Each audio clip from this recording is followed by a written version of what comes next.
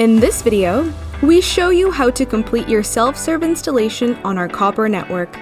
A technician should have visited your home to ensure that your modem can connect to the Virgin Plus network, and shown you which jack or jacks to use for the modem. Now, let's get Valerie unpacked and ready to go.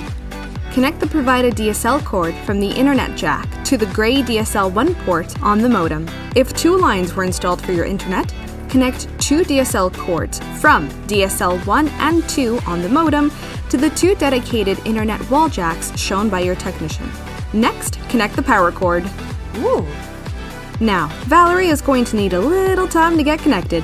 Please wait while your modem communicates with the Virgin Plus network, as it can take up to 10 minutes to configure.